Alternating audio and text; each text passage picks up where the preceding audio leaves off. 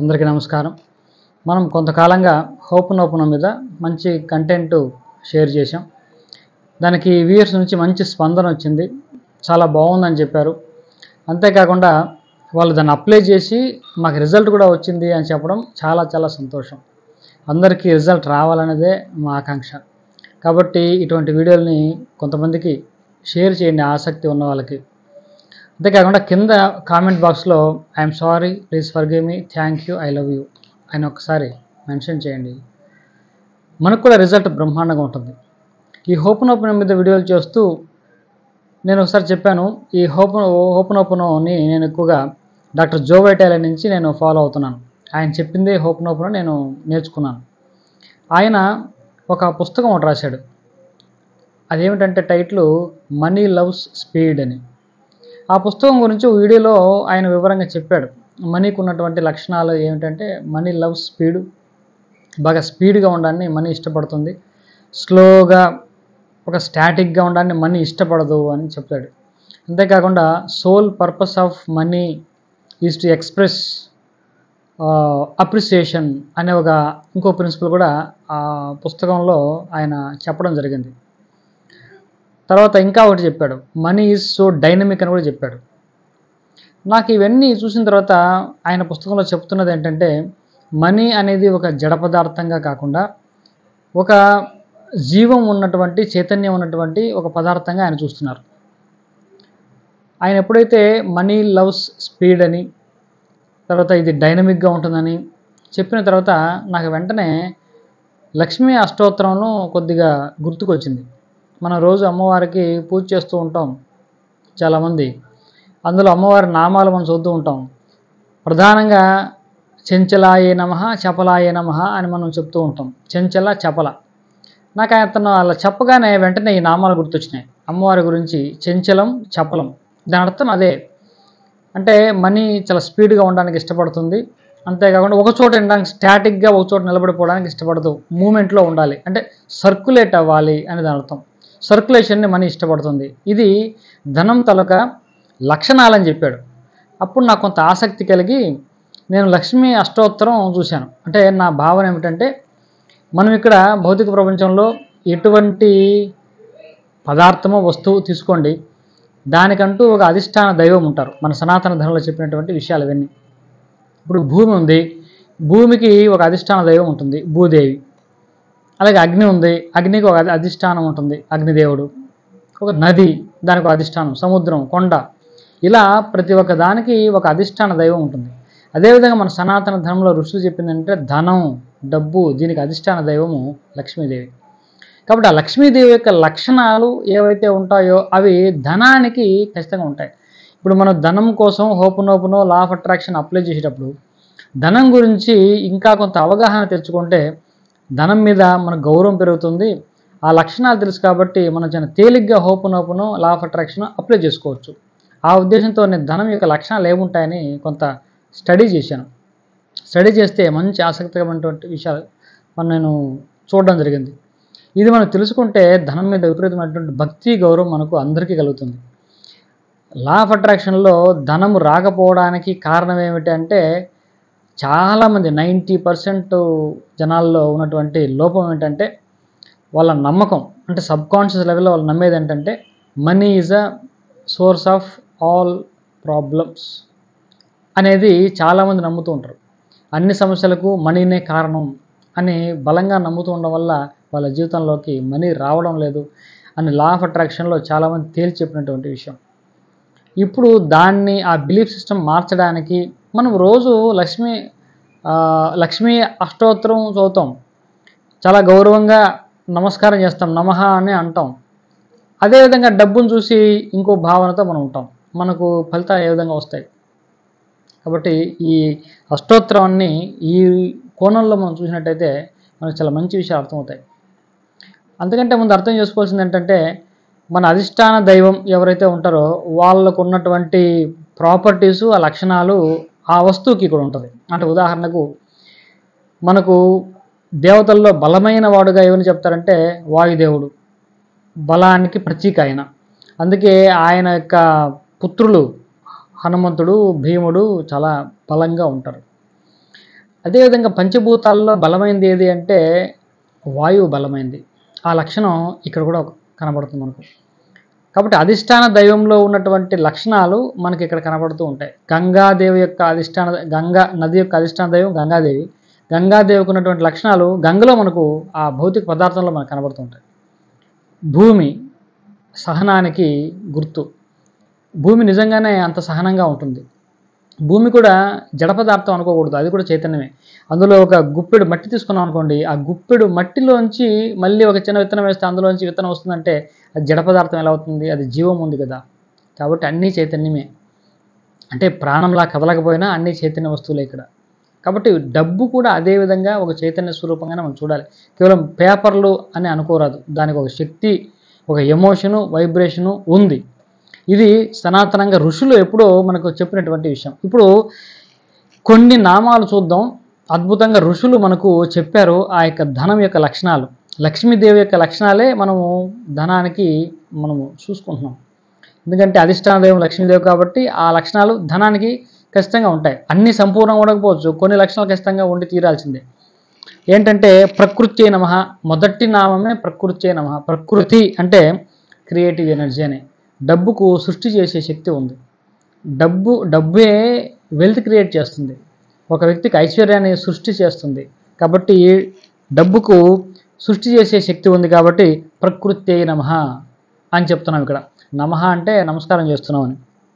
ఆ తర్వాత వికృతి, మనం దాని మంత్రంలో వికృత్యై నమః అని చెప్తూ ఉంటాం.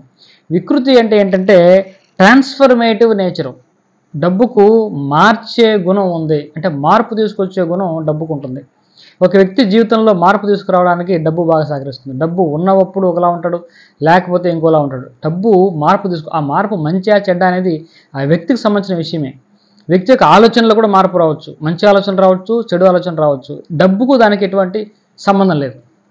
కాబట్టి మార్పు తీసుకురావడం కూడా డబ్బు యొక్క లక్షణం. విద్యాయై నమః అంటే విజ్డమ్, నాలెడ్జ్. ఈ జ్ఞానము డబ్బుకు ఉంది. డబ్బు జడ పదార్థం అనుకోకూడదు. డబ్బుకు జ్ఞానం ఉంది. ఏ విధంగా నీళ్ళకి ఏ విధంగా జ్ఞానం ఉందో, నీళ్ళకి ఏ విధంగా దగ్గర తీసుకొని మనము I love you, thank you అటువంటి పాజిటివ్ స్టేట్మెంట్స్ ఎప్పుడైతే మనం చెప్తామో ఆ నీళ్ళకు ఆ శక్తి వస్తుంది, పాజిటివ్ ఎనర్జీ. ఇది సైంటిఫిక్గా ఎక్స్పెరిమెంట్స్ చెప్పారు. అదేవిధంగా డబ్బుకు కూడా జ్ఞానం ఉంది, స్పందిస్తుంది. అది మనం అర్థం చేసుకోవాలి. తర్వాత సర్వభూత హితప్రదాయన్యై నమః అనేది ఒక నామం. అంటే అందరికీ కూడా మంచి చేసేది. అంటే she grant well being to all people. Well being అందరికీ ఇస్తుంది. ఇక్కడ అందరికీ ఇవ్వడం అంటే పొలం ఉంది, పొలంలో విత్తనాలు వేస్తాం. ఏ విత్తనాలు వేస్తే ఆ మొక్కలు వస్తాయి. మంచి వాళ్ళు వేసినా వస్తుంది, చెడ్డ వాళ్ళు వేసినా వస్తుంది. ఇది భూమి యొక్క లక్షణం. అదేవిధంగా అందరికీ ప్రతి ఒక్కరికి హితాన్ని చేకూరుస్తుంది డబ్బు. డబ్బుని తప్పుగా ఉపయోగించుకున్నారనుకోండి, అది డబ్బుకు సంబంధం లేని విషయం. దీనివల్లే మనకు డబ్బు మీద అభిప్రాయాలు మారిపోతూ ఉంటాయి. దుర్మార్గుడు డబ్బు కోసం ఏమైనా చేస్తాడు. డబ్బుకు దానికి సంబంధం ఏమిటి? డబ్బు పాత్ర ఏముంది అందులో? డబ్బులు ఉన్నవాడు చాలా దుర్మార్గంగా ప్రవర్తించవచ్చు. దానికి డబ్బులు ఏం చేస్తుంది? కారు ఉన్నవాడు కారులో వెళ్తూ ఏదైనా చిన్న ప్రమాదానికి గురైతే దీనికి కారణం కారు వల్లనే ఇలా జరిగిందంటామా? కాదు కదా. వాడు తోలే పద్ధతితో ఇంకోతో జరిగి ఉంటుంది తప్పిస్తే కారుకు దానికి సంబంధం ఏంటి? అలా అర్థం చేసుకోవాలి మనం. కాబట్టి అందరికీ సమానంగా ఐశ్వర్యాన్ని, హితాన్ని చేకూరుస్తుంది డబ్బు. తర్వాత విభూత్యై నమః. విభూతి, భగవంతుడి యొక్క విభూతి డబ్బు. దాన్ని ఏమంటామంటే ఎనర్జీ ఆఫ్ మేనిఫెస్టేషన్ చేయగలదు. కాబట్టి విభూత్యై నమః. సురభ్యై నమః. సురభి అంటే మన కోరికలను తీర్చేది అని దాని అర్థం. కామధేనువు లాంటిది. మనం జీవితంలో చూడండి, ఏ కోరికైనా డబ్బులతో మనం తీర్చుకోవచ్చు. అంటే ఎక్సెప్ట్ 1 or 2 పక్కన పెట్టేస్తే 99% కోరికలు మనం డబ్బుతో తీర్చుకోవచ్చు. కాబట్టి ఆనందింపజేసేదని, కోరికలు తీర్చేదని దీని అర్థం చెప్పుకోవచ్చు. ధన్యాయే నమః చాలా చాలా ఇంపార్టెంట్ లక్షణం డబ్బులకి. ధన్యాయే నమః. మనము లా ఆఫ్ అట్రాక్షన్లో మొత్తం మీద గ్రాట్యూడ్ అని చెప్తున్నాం. ఎవరైతే కృతజ్ఞతగా ఉంటారో డబ్బుకి, లేకుంటే వేరే దేని కృతజ్ఞతగా ఉంటారో అది మన జీవితంలోకి వస్తుంది అని చెప్తున్నారు. డబ్బే కృతజ్ఞత అని చెప్తున్నారు ఇక్కడ. గ్రాటిట్యూడ్. డబ్బు ప్రధానంగా కృతజ్ఞత అనే లక్షణాన్ని కలిగి ఉంటుంది. అందుకే మనం డబ్బును ప్రేమించామనుకోండి, డబ్బును ఇష్టపడ్డామనుకోండి, మళ్ళీ మన దగ్గర డబ్బులు వస్తాయి. కాబట్టి ఒక పెద్ద అఫర్మేషన్ మనం చెప్తుంటాం, ఐ లవ్ మనీ అని చెప్పండి, ఐ లవ్ మనీ అని రాయండి, డబ్బులు మీ దగ్గరికి వస్తాయి. ఎందుకు వస్తాయి? డబ్బుకు ఆ కృతజ్ఞత ఉంది కాబట్టి, డబ్బుకు గ్రాటిట్యూడ్ అనే లక్షణం మనకు ఉంది. ధన్యాయే నమః అనే అర్థం అనే నామానికి అర్థం అది. తర్వాత లక్ష్మి, అందరికీ లక్ష్యమైనది డబ్బు, అందుకే ఆయన లక్ష్మి అని అన్నారు. లక్ష్యమైనది అంటే అందరికీ టార్గెట్ డబ్బు.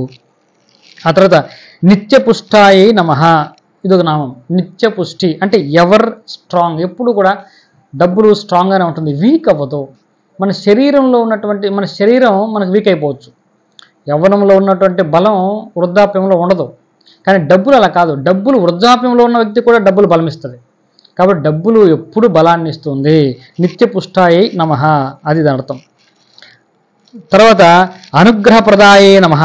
అనుగ్రహం అంటే మనకు ఎవరైతే కోరికలు తీస్తారో అది అనుగ్రహ ప్రదానం. అనుగ్రహం అంటే మనకు మంచి దృష్టి, డబ్బులు మన మీద మంచి దృష్టిని కలిగి ఉంటుంది, మన కోరికలన్నీ తీరుస్తుంది కాబట్టి. ఆ తర్వాత అనఘ అని చెప్పారు, అద్భుతమైనటువంటి ఇది ఒకటి గట్టిగా మనం అర్థం చేసుకుంటే డబ్బు పట్ల మనకు ఉన్నటువంటి అభిప్రాయం మారుతుంది. అనఘ అంటే పాపరహితము అని దాని అర్థం, ఫ్లాలెస్, ఎటువంటి లోపం లేదు డబ్బులో. డబ్బులో ఎటువంటి లోపం లేదు, ఇది అందరూ గమనించాల్సిన విషయం. డబ్బుని చాలామంది తిట్టుకుంటూ ఉంటారు, డబ్బుని తిట్టుకోవాల్సిన అవసరం లేదు. డబ్బు ఉన్నవాడు వ్యక్తిగతంగా చేసిన తప్పులకి డబ్బుకి ఏమిటి సంబంధం? కాబట్టి డబ్బు వల్ల అవి జరగట్లే, డబ్బు ఉన్నటువంటి వ్యక్తులు చేసేటువంటి తప్పులు, అది వ్యక్తిగతమైనటువంటి విషయం. కాబట్టి డబ్బుని ఎప్పుడు మనం నింద చేయకూడదు, ఎందుకంటే డబ్బు అనగా పాపరహితమైనటువంటిది. ఇటువంటి నామాలతో అమ్మవారిని పూజ గదిలో పూజ చేసి బయటకు వచ్చి డబ్బులందరినీ పాడు చేస్తుందండి, డబ్బులను చోట అన్ని కల్మషాలు ఉంటాయండి అంటే మనకి ఎటువంటి అనుగ్రహం అమ్మవారి ఇస్తుంది ఒకసారి ఆలోచించేయండి. ఆ తర్వాత అశోక, ఈ నామాలన్నీ కూడా ఒకే అర్థాన్ని ఇస్తుంది. అశోక, దారిద్ర్య ధ్వంసిని, తర్వాత లోక శోక వినాశిన్యై నమః, ఇవన్నీ కూడా లోకంలో కష్టాలు తీరుస్తుంది అని అర్థం. ధనం చాలా చాలా కష్టాలను తీరుస్తుంది, మనకు 90% కష్టాలని ధనము తీర్చగలదు. కాబట్టి ఇటువంటి లక్షణాలన్నీ కూడా ధనానికి ఉంది. అమ్మవారికి ఉన్నటువంటి లక్షణాలు ఆ స్వరూపంగా మనం చూస్తున్నాం కాబట్టి ధనానికి లక్షణాలన్నీ ఉన్నాయి. కాబట్టి ఇవన్నీ ఒకసారి చదువుకొని ఈ అర్థంతో ధనాన్ని ముందు ఉంచుకొని ఈ విధంగా ఈ భావన చేస్తూ మనం ధనాన్ని ఆరాధన చేసినట్టయితే ధనానికి గ్రాట్యుటీ, ధన్యాయై నమః అని చెప్పాం. కాబట్టి మనకు తేలిగ్గా మన జీవితంలోకి ధన ప్రవాహం కురుస్తుంది. ఇది అర్థం చేసుకుని ఋషులు ఎంత గొప్పవారు అండి, మనకు అంత విపులంగా వివరంగా అమ్మవారి యొక్క ఈ నామాలన్నింటిలో కూడా అష్టోత్తరం కానివ్వండి, సహస్రం కానివ్వండి, ఒక దేవత యొక్క ఆ గుణాలు, ఆ లీలలు, వాళ్ళకు ఉన్నటువంటి నామాలు, దాని వెనకాల ఉన్నటువంటి అర్థాలు, ఇవన్నీ కూడా మనకు నిక్షిప్తం చేసి మనకి ఇచ్చారు. మనం దాన్ని సరిగ్గా అర్థం చేసుకొని అన్వయం చేసుకుంటే మన జీవితం ఇంకా బాగుంటాయి. కాబట్టి ఎవరైతే లక్ష్మీదేవిని ఆరాధన చేస్తూ ఉంటారో పూజ గదిలో ఇవన్నీ గొప్పగా చదివి అమ్మవారిని కీర్తించి బయట ధనాన్ని మనం దూషిస్తే ఎటువంటి ఫలితాలు మనకు వస్తాయి. కాబట్టి ధనాన్ని ఎప్పుడూ గౌరవిద్దాం, ధనం పట్ల ఎప్పుడూ మనం కృతజ్ఞత కలిగి ఉందాం. ఇదే ఒక చిన్న 500 రూపాయల డబ్బులు తీసుకోండి, ఇది ఈ ప్రపంచంలో ఉన్నటువంటి డబ్బు అంతటికీ కూడా ఒక ప్రతినిధి అని అనుకోండి. ఎందుకంటే ఈ 500లో ఎటువంటి శక్తి ఉందో ప్రపంచంలో ఉన్నటువంటి డబ్బు అంతలో కూడా అదే శక్తి ఉంది. ఇప్పుడు భూమిలోంచి ఒక చిన్న గుప్పిడి మట్టిని తీసుకున్నా కూడా ఈ గుప్పిడి మట్టిలో ఏముందో ఆ భూమిలో అదే ఉంది. ప్రాపర్టీస్ మరో సైజు చిన్న పెద్ద అంతకుమించి ఏం లేదు. సముద్రం అపారమైనటువంటి సముద్రం, అందులో ఒక మగ్గు నీళ్ళు తీసుకుంటే ఆ సముద్రంలో ఉన్న నీరుకి ఎట్టే లక్షణాలు ఉన్నాయో ఈ మన మగ్గులో ఉన్నటువంటి నీటి కూడా అదే లక్షణాలు ఉంటాయి. కాబట్టి మన దగ్గర ఉన్నటువంటి ఒక 500 రూపాయల డబ్బులు తీసుకుని ఆ 500 రూపాయలకు ముందు కృతజ్ఞత చెప్పండి. I thank all the money I have been given throughout my life. ఇది చెప్పుకోండి ఒకటి చాలు. నా జీవితంలో నాకు వచ్చినటువంటి, నాకు ఇచ్చినటువంటి డబ్బు అంతటికీ నేను కృతజ్ఞతగా ఉన్నాను. ఆ డబ్బే లేకపోతే ఎంతకాలం ఎంత హాయిగా ఎన్ని కోరికలు తెచ్చుకున్నాను. ఈ యొక్క కృతజ్ఞత మనం ఫీల్ అయితే డబ్బు మన జీవితంలోకి ప్రవహిస్తుంది, అద్భుతాలు జరుగుతాయి. ఇది ప్రాక్టీస్ చేయండి. ఈ ఒక్క అఫర్మేషన్ ఐ లవ్ మనీ తీసుకోండి, ఐ లవ్ మనీ చెప్పండి, మనీని నేను ప్రేమిస్తున్నాను చెప్పండి. ఎందుకు ప్రేమించాలి? అమ్మవారిని ఇష్టపడుతున్నాం కదా, అమ్మవారి స్వరూపంగా డబ్బును ఎందుకు మనం ద్వేషిస్తాం? డబ్బును కూడా ప్రేమిస్తాం. తర్వాత మనకు జీవితంలో చిన్నప్పటి నుంచి మన జీవితంలో ఎన్ని వేల లక్షల రూపాయలు మన జీవితంలోకి వచ్చి ఉంటాయి. వాటన్నిటికీ ఒక ప్రతినిధిగా ఒక 500 రూపాయలు తీసుకొని వాటికి ఆ డబ్బుకి నమస్కారం చేసి కృతజ్ఞత తెలియజేయండి. మన జీవితంలో వరదలా ప్రవహిస్తుంది డబ్బు. కాబట్టి చిన్న టెక్నిక్ ఫాలో అవ్వండి. మీకు రిజల్ట్స్ బ్రహ్మాండంగా వస్తే కింద కామెంట్ బాక్స్లో తెలియజేయండి. 10 మందికి ఇన్స్పిరేషన్గా ఉంటుంది. చాలామంది ఫోన్లు చేసి మెసేజ్ చేసి చెప్తున్నారు మాకు రిజల్ట్ బ్రహ్మాండంగా ఉందని. కింద మీరు కామెంట్ బాక్స్లో చెప్తే అది ఇంకా ఇన్స్పిరేషన్గా ఉంటుంది. కాబట్టి అందరూ చేయండి. అందరి జీవితాల్లో ధన ప్రవాహాన్ని అనుభవించండి. స్వస్తి.